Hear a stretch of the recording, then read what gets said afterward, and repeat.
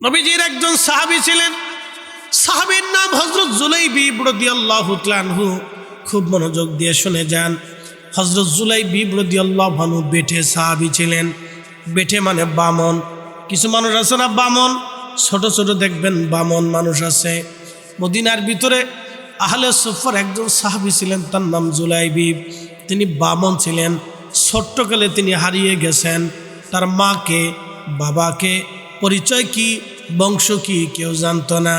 ছোট্টকালে হারিয়ে গেলেন। বামন দেখে বাবা মা কোনোদিন খুঁজে নাই, পরিবারও কোনোদিন তারে পায় নাই। ঘুরতে ঘুরতে ঘুরতে ঘুরতে এই ছোট্ট বাচ্চাটা একদিন নবীর দরজায় এসে পৌঁছায় গেল। সবাই যখন তাড়িয়ে দিল, কিন্তু রসুলের দরজা থেকে তাড়ানো হলো না। আল্লাহর নবী তাকে আশ্রয় দিলেন। তিনি আশ্রয় পেলেন আহলে সুফা সাহাবীদের ভিতরে। যদি কোনোদিন মদিনাতুল মুনাওয়ারাতে যান, তো যাওয়ার পরে রসুলের কারীমের রওজা মুবারক, এই রওজা মুবারক কি নবীজির হুজরা মুবারক ছিল বাড়ি। এই হুজরা মুবারকে নবী বিবিদেরকে নিয়ে, আমাদের মাদেরকে নিয়ে থাকতেন। এই হুজরা মুবারকের বাম পাশে একটা জানালা আছে, কিয়ামত পর্যন্ত এই জানালা খোলা থাকবে। আর একটা দরজা আছে, দরজার নাম বাবে জিব্রাইল। এই দরজা দিয়ে জিব্রাইল আলাইহিস সালাম আসতেন। আর একটা দরজা বাবুন নেসা, এই নেশা বাবুন নেশা দিয়ে এখান দিয়ে নারীরা ঢুকে মহিলারা আম্মাজানদের কাছ থেকে মাসলা মাসাইল জানতেন। পর্দার আড়াল থেকে নবীকে মাসলা জিজ্ঞেস করতেন, হাদিস জিজ্ঞেস করতেন, নবীজি বলে দিতেন। এই দরজার নাম হচ্ছে বাবুন নেসা। যদি কোনোদিন মদিনাতে যান, আপনারা ঠিকানা বলে দিচ্ছি, এভাবে কেউ বলবে না। এই বাবুন নেসা দিয়ে এখন বর্তমান টাইমে আপনাকে রিয়াজুল জান্নাতে নিয়ে যাবে। ওয়ান টাইম, একবারই চান্স হবে নামাজ পড়ার, আর সুযোগ দেবে না। আগে তো ফারাফারি গুতাগুতি মারামারি হইতো, ধাক্কা ধাক্কি হইতো। কে কার আগে রিয়াজুল জান্নাতে বসে থাকবে? অনেকে বসে তো আর সারা রাত্রি উঠতো না। কেউ নামাজ পড়তে পারতো, কেউ পড়তে পারতো না। এখন ওই সিস্টেম, এখন অনলাইন সিস্টেম করে দিছে। একজনের পাসপোর্টে ভিসাতে একবারই চান্স, সে একবারই যেতে পারবে, এরপরে আর তার আর সুযোগ নেই। দুইবার অনেকে পাইলে পাইতে পারে, এটা তার ভাগ্য, কিন্তু একবারই চান্স। এখন সিস্টেম এই করোনার পর থেকে এই সিস্টেম চালু করছে। এখন সিস্টেমটা ভালো, খারাপ না। কারণ কেউ ভাবে না, এটা হয় না। সবাই সমান অধিকার। হ্যাঁ, রিয়াজুল জান্নাতে সবাই একবার যাইতে পারবে, কিন্তু তাও বেশি টাইম দেয় না। শুধু 2 রাকাত নামাজ পড়ে একটু দোয়া করার মতো সুযোগ হয়। তারপরে পুলিশটা ধরে নিয়ে আসে, তাড়াতাড়ি সরো, আর এক গ্রুপ এসতেছে, শুনে যাও। কি তা করার আছে? লক্ষ লক্ষ মানুষ যা, তারাও বা কি করবো? কিছু করার থাকে না। তো খুব মনোযোগ দিবেন। ওই রিয়াজুল জান্নাত ঢোকার সময় ডান পাশে একটা টিলা ছিল। টিলা এই স্টেজের মতো, এই জায়গায় আহলে সুফা সাহাবীরা থাকতো।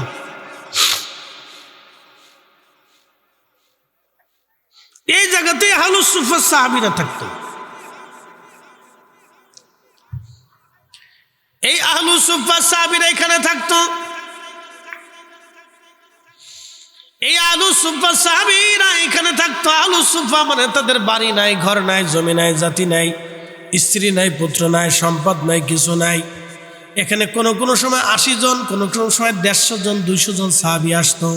এখানে তৎকালীন সময় একটা গাছ ছিল, এই গাছের নিচেই সাহাবীরা বসবাস করত।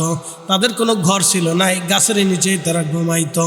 মসজিদে নববীতে তাদের বাসস্থান ছিল। মাঝে মধ্যে মসজিদে নববীর বারান্দায় তারা যায় ঘুমাইতো।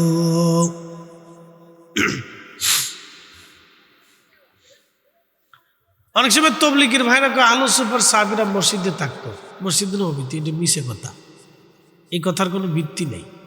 আহলে সুফার সাহাবীরা এই গাছের নিচে থাকতো, মনে রেখে। এখানে একটা গাছ ছিল, এই টিলা আছে মদিনাতে, যদি জানতো এই জায়গা এখনো আছে, ওটা ঘিরে রাখছে।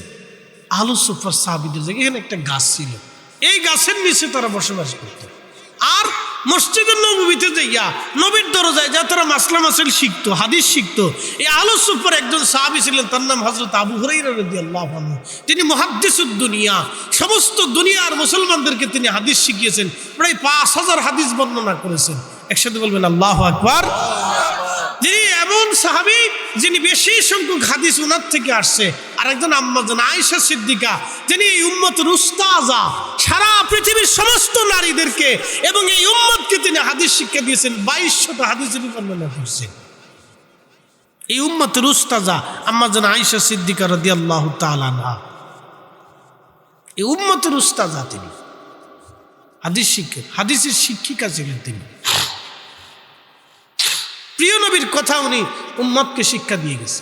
ওই হুজরা শরীফে বসে বসে, নবীজি রওজা শরীফের পাশে বসে বসে উনি হাদিস শিক্ষা দিতেন। পর্দার আড়াল থেকে সাহাবীদেরকে হাদিস শোনাইতেন যে আল্লাহ রসুল এটা এটা বলছেন, আল্লাহ নবী এটা এটা বলছেন। আর উম্মত তাকে এতটাই বিশ্বাস করতেন যে আম্মা জান আয়েশা বলেছেন, আর কোনো বক্তব্য নাই। একসাথে বলবেন আল্লাহু আকবার। না হয় না, আরো জোরে, জোরে বলেন, জোরে জোরে জোরে জোরে। আর আমরাও সাহাবীদেরকে এমন বিশ্বাস করি, ওয়ান আবি হুরায়রা রাদিয়াল্লাহু আনহু, ওয়ান আবি সাঈদ আল খুদরি রাদিয়াল্লাহু আনহু। এইভাবে কোন সাহাবীর থেকে যখন হাদিস আসছে, তখন এই উম্মত সাহাবীদেরকে 100% পিওর বিশ্বাস করেছে যে সাহাবী বলেছে, আর কোনো বক্তব্য নেই। একসাথে বলবেন আল্লাহু আকবার। কে বলেছে? সাহাবী বলেছে, আর কোনো বক্তব্য। সাহাবীদেরকে উম্মত এতটা বিশ্বাস করে যে লা শাক ওয়া লা রাইবা যালিকাল কিতাব। আল্লাহ রাব্বুল আলামিন বলেন, রাদিয়াল্লাহু আনহুম ওয়া রাদু আন, আমি তাদের উপরে খুশি, তারাও আমার উপরে খুশি। যালিকা লিমান খাশিয়া রাব্বা, কারণ তারা আমি আল্লাহকে ভয় করত। সার্টিফিকেট কে দিছে? আল্লাহ। জোরে বলেন। আপনার ব্যাপারে সার্টিফিকেট নেই, কিন্তু সাহাবীদের ব্যাপারে সার্টিফিকেট আছে। সাহাবীরা জীবন যেত, মিথ্যা বলতো না। আর আমরা ফার্স্ট ইয়ার লেগে মিছে কথা কই, মসজিদের জায়নামাজে বসে মিথ্যা কথা কই। Made in Bangladesh. এটা জায়নামাজে বসে মিছে কথা কয়। মসজিদের টুপি মাথায় দিয়ে আইসে নামাজ পড়ে জুতা চুরি করে।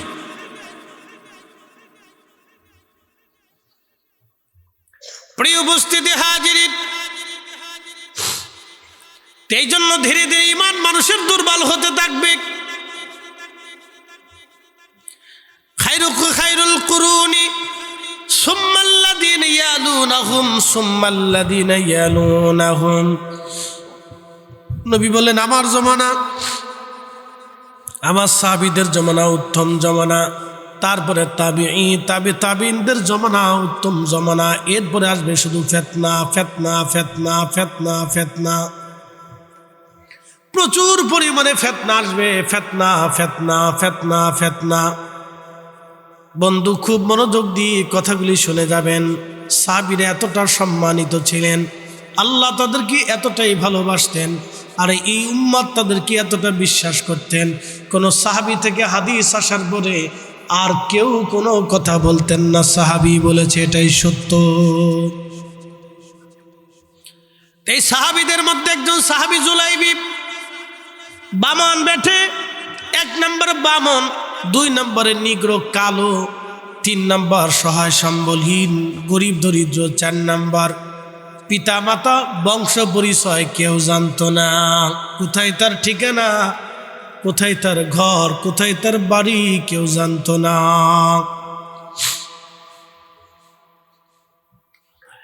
হযরতে জুলাইবি আহলুস সুফফার সাহাবী ছিলেন। ধীরে ধীরে ধীরে ধীরে ধীরে ধীরে যৌবনে পদার্পণ করলেন। সে ছোট্ট মানুষ ছিল বিদায় মদিনার ঘরে ঘরে যাইতো, বিভিন্ন জায়গা ঘুরতো। সবাই ছোট্ট বামন দেখে তার নিয়ে আনন্দ করতো, হাসি তামাশা করতো। দেখবেন বামন ব্যক্তিদেরকে নিয়ে সবাই হাসি তামাশা আনন্দ করে, আর তারাও মানুষদেরকে আনন্দ দেয়, হাসি তামাশা করায়, খুশি করায়, মানুষের বাচ্চা কাচ্চাদেরকে আনন্দ দেয়। হযরত জুলাইবি রাদিয়াল্লাহু তাআলা আনহু ধীরে ধীরে যৌবনে পদার্পণ করলেন।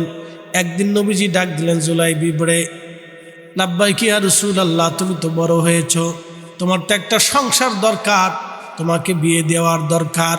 জুলাইবি বলে, ইয়া রাসূলুল্লাহ, আমার মতো নিগ্র কালো বামন বেঠে, পরিচয়হীন বংশহীন সংসারহীন সম্পদহীন এমন একটা ছেলের সাথে এই মদিনার কেউ মেয়ে দেবে না।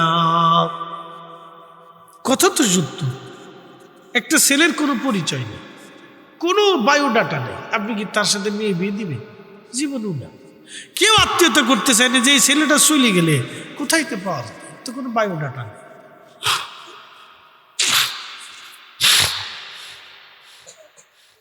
আল্লাহ রসুল বললেন, জুলাইবি আমি তোমার বিবাহের ব্যবস্থা করব।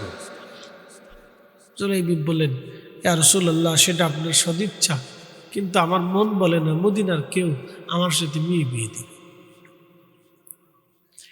তা আল্লাহ রসুল মদিনার এক আনসারী ধনাঢ্য ব্যক্তি, তার ঘরে একজন সুন্দরী, পরমা সুন্দরী একটা মেয়ে ছিল। মদিনার মানুষ এমনি সুন্দর, অরিজিনাল মাদানী যারা, তারা এমনিতে সুন্দর, 2 নম্বর তারা খুব ভদ্র এবং তারা খুব শরীফ এবং আত্মমর্যাদাশীল।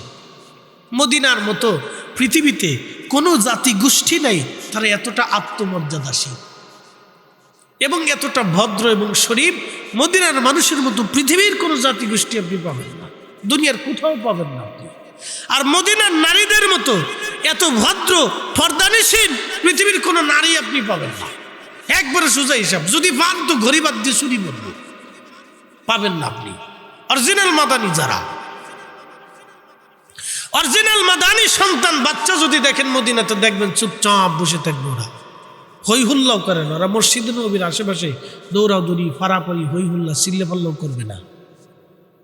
ওটাই পৃথিবীর বিভিন্ন জায়গা থেকে বাচ্চারা যায়, ওরা একটু দৌড়াদৌড়ি পারাপারি করে।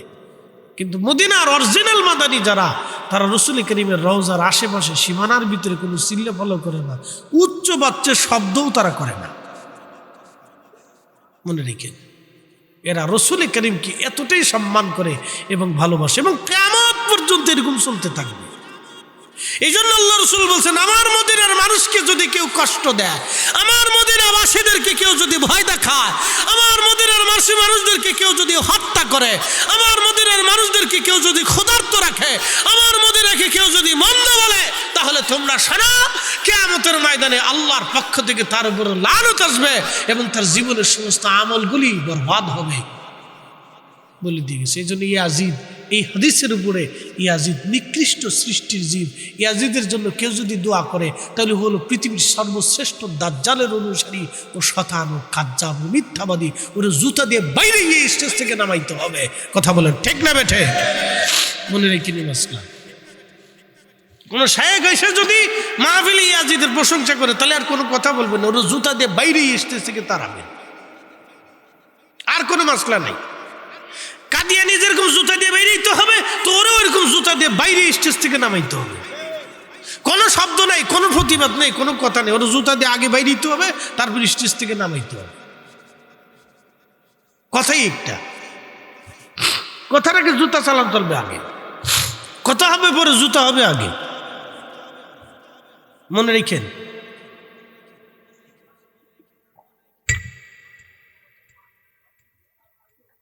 তো খুব মনোযোগ দেন। জুলাইবি রাদিয়াল্লাহু আনহু, মদিনার এক আনসারী সাহাবীর ঘরে একটা যুবতী পরমা সুন্দরী মেয়ে ছিল।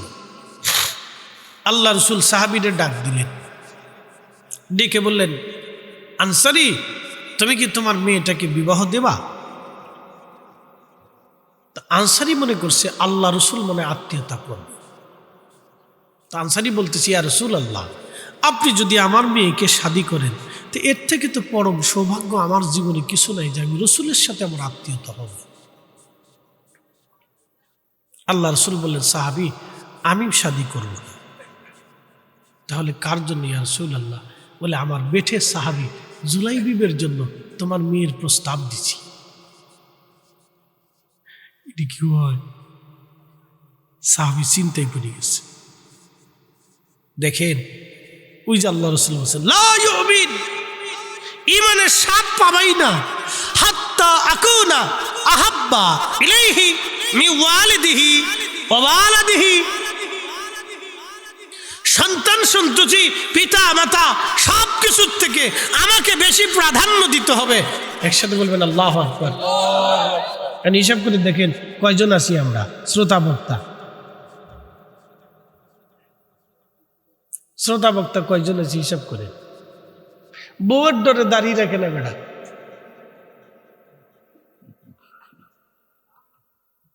ডান্ট মাইন্ড, মনে কিছু দিন না। মন খারাপ করার কিছু নেই, কারণ দাড়ি যদি না থাকে তো মন খারাপ করেন না। আপনি দাড়ি কেন রাখেন না? বসে ভাই বসে তা পছন্দ করে না, রাখবো নে একটু বয়স হোক। আচ্ছা আমি যে দাঁড়িয়ে রেখেছি আমার বউ কি পছন্দ করে না? আমার বউ গেছে গা, আপনার বউ তো যায় না, জীবনে কোনোদিনই গেছে না। কোনো সময় দেখছেন কোনো হুজুরের বউ হুজুরের সাইডে দিয়ে চলে গেছে? না, দেখবেন না, খুব কম। 100-র ভিতরে একজনও পাইতেন না, খুব কম পাবেন। হুজুরকার বউ হুজুরের সাইডে দিয়ে যায় না, পিছনে কারণ আছে। এতে একদিন বসেন ক্লাস করাই দেবেন, এটা রুমের ভিতরে বসে ক্লাস করাবো, এটা ওয়াজের ক্লাস না। তো খুব মনোযোগ দিবেন। তা আল্লাহ রসুল সাহাবীকে প্রস্তাব দিলেন। সাহাবী মনটা নরম করে বললেন, ইয়া রাসূলুল্লাহ, এই আমার স্ত্রী আছে, মেয়ের মা আছে, তার সাথে পরামর্শ ছাড়া আমি কোনো সিদ্ধান্ত দিতে পারবো না। রসুল প্রস্তাব দিছে, সাহাবী প্রস্তাবটাকে সরাসরি নাকচ করে নেই, কিন্তু স্ত্রীর উপর চাপাই দিছে। আল্লাহর নবীর মন বেজার হয়ে গেল, প্রিয় নবীজি মন বেজার হয়ে গেছে। সাহাবী আনসারী বাড়ি চলে গেলেন, স্ত্রীকে বললেন, বিবিরে শুনছো, তোমার মেয়ের ব্যাপারে রসুলের পক্ষ থেকে পয়গাম আসছে বিবাহের। মহিলা সাহাবী বলেন, আলহামদুলিল্লাহ, এর চাইতে পরম সৌভাগ্য আর কি হতে পারে গো স্বামী? নবী আমার মেয়ে বিয়ে করবে, আমার এর চাইতে পরম সৌভাগ্য আমার জীবনে আর কিচ্ছু নেই। স্বামীরে, রসুলের সাথে আমাদের আত্মীয়তা হবে, নবীর সাথে আত্মীয়তা হবে, এর চাইতে সৌভাগ্য জীবনে আর কি হতে পারে গো? তখন এই আনসারী সাহাবী বলেন, বিবি, নবী বিয়ে করবে না, কিন্তু একজন সাহাবীর ব্যাপারে নবী প্রস্তাব দিয়েছেন তোমার মেয়ের ব্যাপারে। বলে, স্বামী, সেই সাহাবীর নাম কি? বলে, সেই সাহাবীর নাম জুলাইবি। মহিলা চিৎকার মেরে বলে উঠল, আল্লাহর কসম, একজন বেটে বামন, গরিব, দরিদ্র, কালো, নিগ্র, সহায় সম্বলহীন, পরিচয়হীন, বংশহীন একটা ছেলের সাথে আমি আমার এই রূপসী সুন্দরী মেয়ের বিয়ে দেব না। এটা হতেই পারে না, আমি কখনোই আমার মেয়েকে জুলাইবিবের সাথে বিয়ে দেব না। সাহাবী তো বলে ফেলছে, মহিলাও এই কথা বলে ফেলছে। মহিলা এই কথা বলার পরে ঘরের ভিতর থেকে ওই পুরুষ এবং নারী দুইজনে গল্প করতেছিল, কথোপকথন করতেছিল। মেয়েটা পাশের রুম থেকে মেয়েটা শুনে তার মা এবং বাবার ঘরের মধ্যে যায় বলেন, ও মা, ও বাবা, কি নিয়ে কথা বলছিলেন? বলে, মেয়েরে, রসুলের পক্ষ থেকে তোমার বিবাহের একটা পয়গাম আসছে। রসুল তোমার বিবাহের জন্য জুলাইবি নামক একটা ছেলেকে পছন্দ করে তোমার বিয়ের প্রস্তাব দিয়েছেন। এবার এই মেয়েটা যখন বাবাকে বলেন, তাড়াতাড়ি যান, রসুলের পয়গামে আমি রাজি, আপনি তাড়াতাড়ি যান। মেয়েটার কথা শুনে সাহাবী দৌড়াই গেলেন, ইয়া রাসূলুল্লাহ, আমার মেয়ে যেখানে রাজি হয়ে গেছে, হুজুর আমার ভুল হয়ে গেছে, আমার মাফ করে দেন। আপনার প্রস্তাবে আমার কন্যা সন্তানটা রাজি, বিবাহের দিন তারিখ আপনি নির্দিষ্ট করে দেন হুজুর, আপনার প্রস্তাবই আমাদের জন্য শিরোধার্য। আল্লাহর নবী জুলাইবিবকে ডাক দিয়ে বলেন, জুলাইবিব, তোমার জন্য পাত্রী রেডি। জুলাইবিব, তোমার জন্য পাত্রী রেডি, মেয়েও তোমাকে পছন্দ করেছে। জুলাইবিব, বিবাহের জন্য প্রস্তুতি গ্রহণ করো। জুলাইবিব তো গরিব মানুষ, কিছুই তার নাই। ধনী ধনী সাহাবীরা তারা কিছু কিছু দিয়ে বিবাহের একটা ব্যবস্থা করে ফেললেন। দিন তারিখ নির্দিষ্ট হয়ে গেল। সাহাবী জুলাইবিব রাদিয়াল্লাহু আনহু বিয়ে শাদী হয়ে গেল, হিজাব কবুল হয়ে গেল। মসজিদে নবীজি খেজুর দিয়ে দিলেন, সবাইকে খাওয়াইলেন, তোমরা সবাই মিষ্টান্ন খাওয়াও, খেজুর খাওয়াও। তখন তো খেজুর ছাড়া এই জাতীয় আর কোনো মিষ্টি ছিল না। তো খেজুর খাওয়াই দাও, বিবাহের জানাজানি দিয়ে দিলেন যে জুলাইবিবের সাথে অমুক মেয়ের বিবাহ হয়ে গেছে। ওই মজলিসেই নবীজি ঘোষণা দিলেন, সাহাবীরা যুদ্ধের দামামা বাজছে, যুদ্ধ করতে যেতে হবে, আমার সাথে যারা যুদ্ধে যাবা তারা রওনা দাও। শোনেন, তখন মদিনাতে নিয়মিত সৈন্য ছিল না। এখন তো বাংলাদেশে আমাদের নিয়মিত সেনা ফৌজ আছে,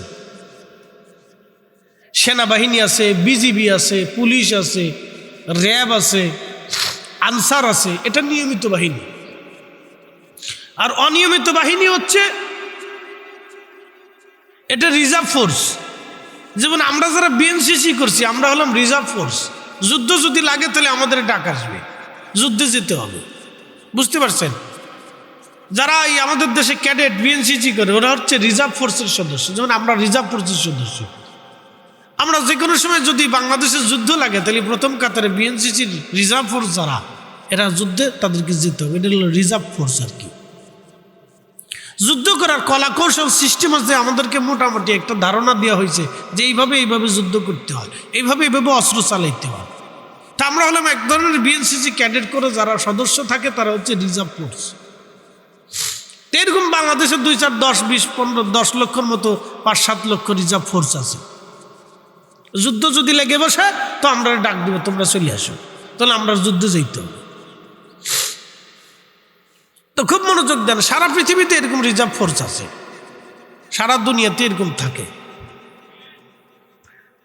তো মদিনাতে তখন নিয়মিত কোনো সৈন্য নাই। আল্লাহ রসুল ঘোষণা দিতেন, তোমরা কারা যুদ্ধে যাবা তারা আসো। তো ওই সময় যুদ্ধের জন্য সব সাহাবীরা রেডি থাকতো। একসাথে বলবেন আল্লাহু আকবার। না হয় না, আর একটু জোরে বলেন। যুদ্ধের জন্য সব সাহাবীরা প্রস্তুতি। জিহাদের জন্য সাহাবীরা রওনা দিলেন। জুলাইবিবের বিয়ে হলো সবে মাত্র। সাহাবী জুলাইবিব চিন্তা করলেন, নবী যুদ্ধে চলে যাবে আর আমি শ্বশুর বাড়ি থাকবো, সেটা হতে পারে না।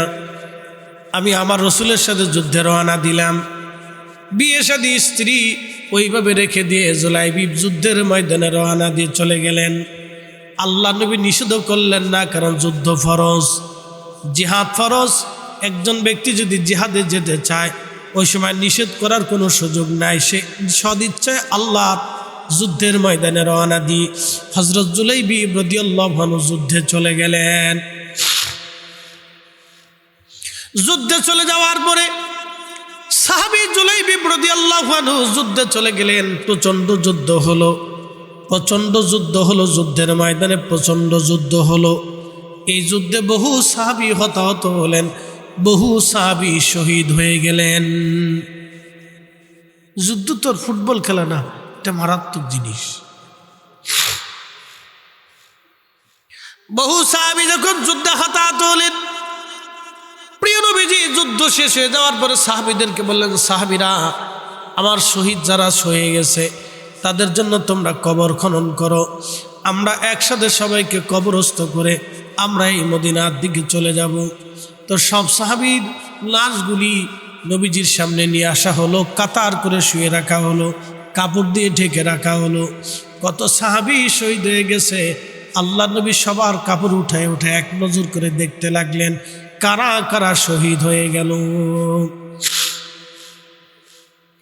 যারা যারা শহীদ হলেন নবীজি সবার বায়োডাটা নিলেন, কে কে শহীদ হলো। কারণ তখন শহীদ হয়ে যাওয়ার পরে তার পরিবারের দায়িত্ব মুসলিম মিল্লাত গ্রহণ করত। মুসলিম মিল্লাত থেকে বাইতুল মাল থেকে শহীদ পরিবারের জন্য প্রতিনিয়ত ভাতা দেওয়া হতো। একসাথে বলবেন আল্লাহু আকবার। না, আর একটু জোরে বলেন আল্লাহু আকবার। মুসলিম মিল্লাত থেকে বাইতুল মাল থেকে তখন শহীদ সাহাবীদের জন্য ভাতা প্রদান করা হতো শহীদ পরিবারের জন্য। শহীদ পরিবারের জন্য ভাতা সিলেটি মাত ফারি কিছু কিছু।